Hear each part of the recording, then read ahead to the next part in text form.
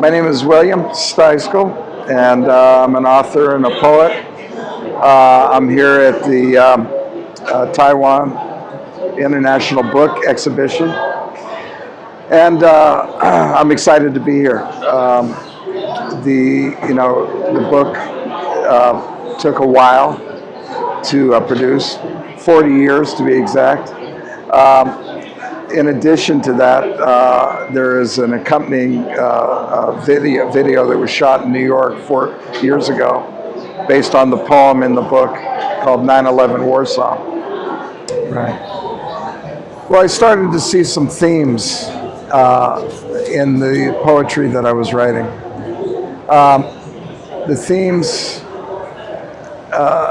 revolved around those three areas: love, love won, love lost, love for one another as basic human beings, politics. There's poems in there about greed and how it's manifested itself, about hatred and division, and hopefully the poems have a path for optimism in there. And then prayers, there's literally some prayers in there. Mostly coming from a Christian perspective. Christmas poem, a Thanksgiving, and it's a Thanksgiving United States Thanksgiving poem. But the three are intermingled. So, I'm not sure in other countries, but I know that in our country, the U.S., the Senate and the Congress, they'll start their procedures with a prayer. Right in the heart and body of politics, there's prayers. There's a guy that I've followed for a lot of years who has said that politics is actually love manifest. It all comes down to a question of what it is that you love. So, like I said, those three elements are not interchangeable, but intertwined with each other. Right. So, well, you already gave me an answer about how you kind of chose those themes, but there's a very interesting bit in your book, and a lot of people would love to know what the story behind it. It's the tribute to Taylor Swift in your book. So it's kind of sure something that you like. So Taylor Swift, up until COVID, 2020, I had heard the name, but I really didn't know who Taylor was. I didn't know what she did, but I knew the name. The New York Times published a thing about her latest album at the time, and they were just glowing about how well it was written, how it was performed. So, because I'd heard the name so many times, I decided to investigate, and I ordered a copy, listened to it, and started to understand a little bit more. Then I bought the album before that, just to see where she had been coming from, and learned a lot more. And then I started to delve in and really try to understand who this creative woman was.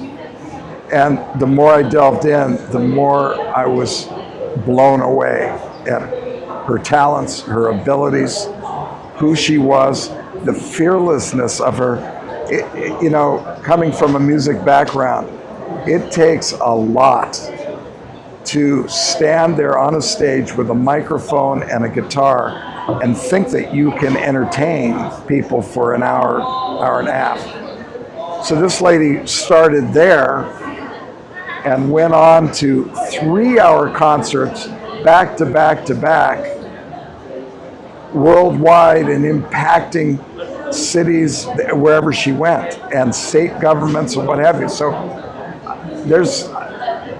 it's a talent that is just so inspiring.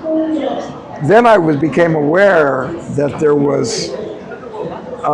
were people, cynics, that really tried to tear her down or question her motives. So if she did something, really wonderful for someone or some buddies, the cynics would say, "Oh, she's just doing this because of, publicity or whatever." And so I understood that there was an element of our society that was taking her to task and attacking her as a creative human being. So it was at that point that I needed to address it, and that poem is the address. So William, let me ask you this officially. So you're a Swiftie. I am a Swiftie, absolutely. And Taylor, if you're listening, if you see this interview, I sent you this poem in 2021. Never heard from you, of course, but I would love to hear from you and buy my book. That's great. Certified Swiftie here. So, talking about your approach and the creative process, so how do you approach the process of pairing photographs and the poems? Yeah, it's a good question. It depends on the poem. So let me talk about a given poem for a second. I don't write. There's many great authors and many professional writers, and they write every day, and they'll write 10, 15 pages. Now, most of that hits the trash can, but out of that, and so they're disciplined, they're working. For me, writing has not carried that discipline. I can't write unless I truly have something to say.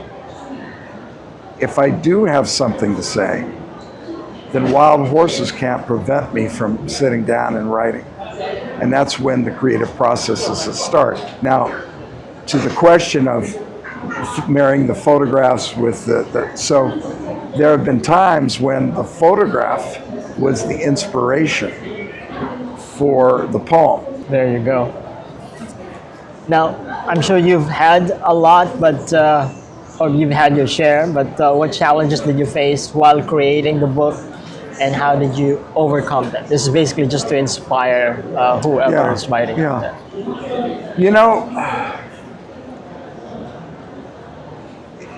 It wasn't really a challenge. I've been in the creative world one way or another for many, many years. So even though this is my first book being published, I knew that it was a creative endeavor, and I knew that it was going to take a team. So I just kept reminding myself to be in a position to hold my ground on certain things, compromise in other things, and be open to the creativity of the team around me to create a greater whole.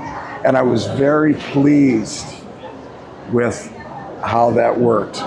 It was a great publisher team that was able to keep my vision, but add their ideas to it as well. Yep. Now, how do you decide which emotions or messages to convey through your poetry? It's not an intellectual decision. It's a decision of the heart. Whatever it is, it has to affect me. I have to feel it. And then if I feel it, and this is where you I can feel things, but kind of understand, other people are not going to feel this, or they're not going to have the same reaction. But then there's those feelings like, if I'm feeling this, I'm sure there's a whole bunch of people that are going to feel this. And that's when the process is to make sure, or not to make sure, but try to deliver on that promise that you'll get that feeling as well. Thank you. Now let's talk about what do you hope readers take away from Love, Politics, Prayers? You know, there's 30 poems, and I'm under no illusion that an individual reader is going to go, oh, I just loved them all. What I'm hoping is that there's one or two in there. They're going, you know, these ones did nothing for me, but this one, this was the one, right? This was, I felt it, I realized. So that's what I hope, is that there's something in the book that, there's some poems in the book that a reader will be able to identify with and take what, you know, the gift that has. Perfect. Yeah. Now, how do you think your book can influence or inspire readers in their personal lives? In their personal lives? Yeah. Well, without trying to be too optimistic, one of my poems deals with greed. And I would really like, it would be really great if the reader could understand that and change their approach to try to mitigate the greed that we all have. So that would be one example. Have you received any feedback from readers that particularly resonated with you? Not so much critical, like, you know, I didn't like your line 5 and such and such. Not critical, but what I get quite often is I feel that emotion. I feel, which is really a tribute to me, because I'm hoping that happens. So it's like, you know, if you're a cook in the kitchen, it tastes good to you, but you're hoping that everybody else is going to like that. You know, that's your hope. So I've had quite a bit of that. That's good. How do your personal experiences and beliefs shape your content of your poetry? Belief is in there in terms of the values that I carry. They're going to be embedded in the poems. The poems, it's what I think is interesting is that there's only one poem in there that is truly an autobiographical narrative. The other ones have pieces of autobiography embedded. It might be a line or two that actually came from my own personal experience, but it's been interwound into a lot of other inputs, some, you know, just creative inputs, how the words were constructed to go around. So, and then there's other poems in there that really have nothing to do with me. I have a friend of mine that I've known for 50 years or more, and she got my book and she said, you know, starting to read it, I've had a really hard time because I know you. And so I've been trying, this is her, she's saying, I've been trying to read the book pretending I don't know you. So for her, it's been a handcuff, because and I had to explain, stop trying to find the autobiographical in everything that's written, because you're not going to find it, you know. So she was trying to empty her glass. Exactly. Yeah. Exactly. Are there any specific poems in the book that hold special significance to you, and why? Yeah. Well, we've already talked about COVID-19. Specifically on that one, what I like about the creative process is, so you have the inspiration, you're going to write. You think you're going to go, you think you know where you're going to go. And as you write, it starts going into an area or path that you didn't see coming. At least consciously you didn't see coming. And so that's always the journey, and it's always sometimes an amazing surprise. That one, specifically where it went, I didn't see at the beginning when I started that project. I saw the woman, and that's where I started it.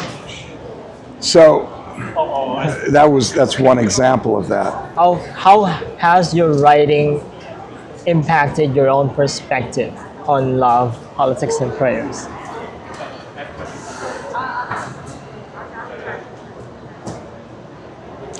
Well, it's impacted me in the fact that here I am sitting here with you in Taipei, which 2 years ago I never saw coming. So the fact that it's being given this opportunity, that's impacting me. And also too, I believe in the work, and I think the work is serious enough that it needs to get out. I think like the skeptics of Taylor Swift. Well, yeah, you only want to do that because of the money.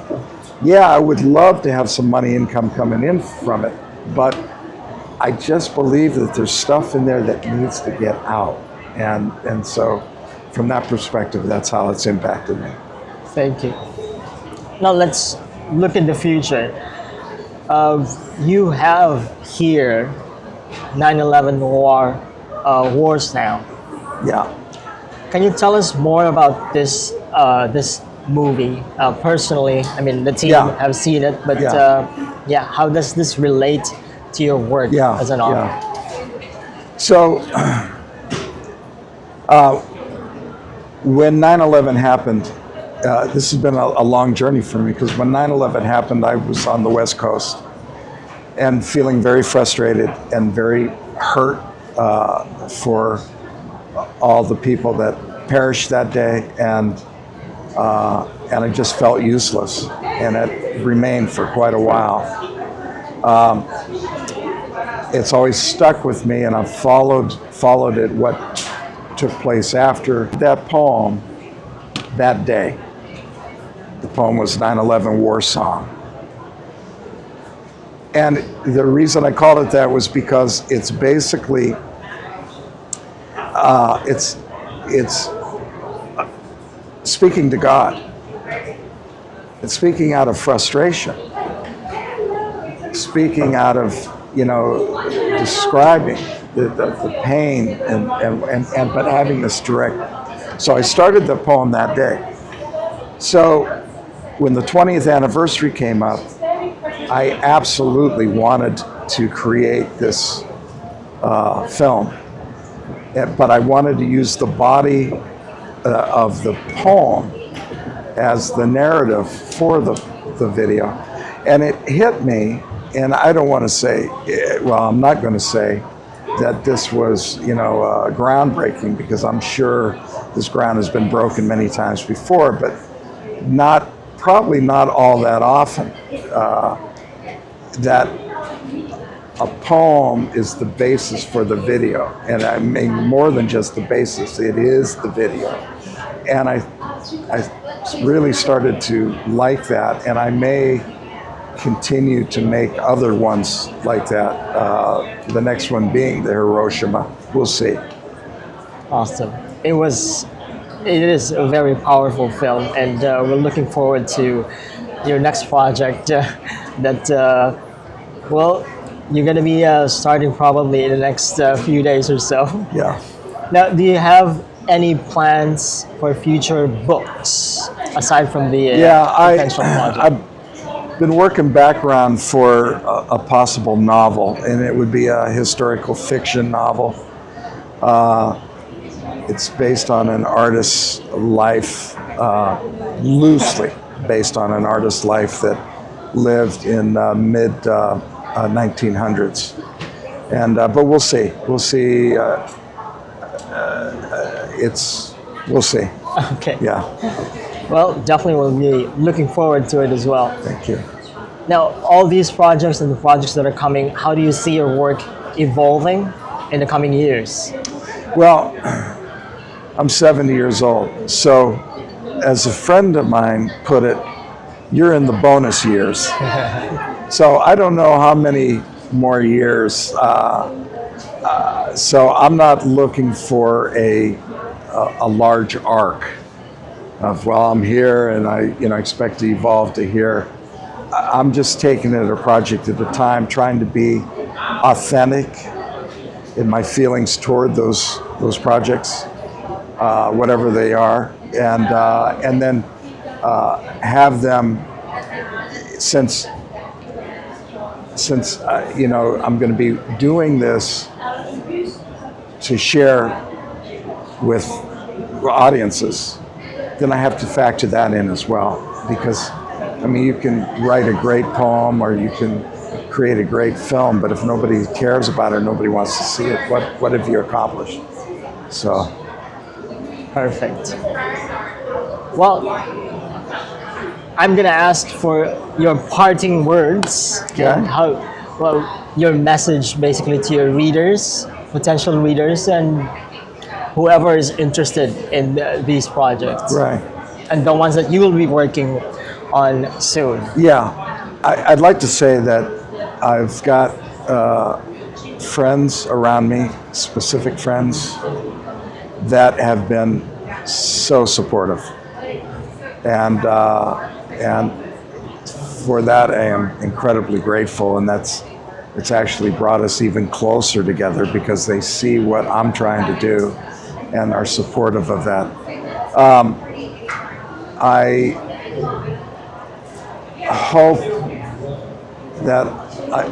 that I can create content that will allow those communications to take place with the reader. You know, we talked about Taylor Swift. One of her greatest things is that she can stand there with a crowd of 80,000 people and all of them think that she's just like, they know her. She's the girl next door and she loves all of them, right? She's a master at that. So the element that I take away from that is it's connection. You want to be able to use this for connection. At the same time, for me, there's a statement here because I'm concerned about the craziness that's going on in the U.S.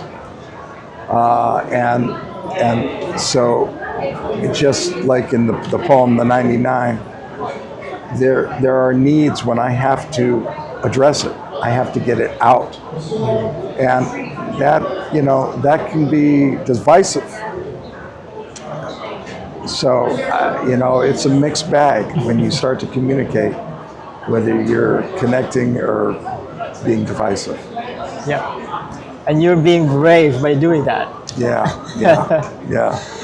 Is there any possibilities, because this is the Taipei International Book Exhibit, and we're gonna have the Hong Kong upcoming in the coming months after we release this July, and also April in LA, going back to the States, and in Manila it's going to be in September. Is there any chance that your readers and the people who are looking out for this can expect you there, or any of these events? I would say right now it's probably not going to happen. If it happens, it would probably be in LA because it's 70 miles versus 7,000 miles. But it's a matter of resources. So a year from now, I'll take a look at it again. And but even if it's a year from now, it'll probably be somewhat closer to home, or maybe Europe. This right now will probably be my only Asian one at the moment. So makes us feel pretty lucky to have you. I feel honored to be here. Thank you very much.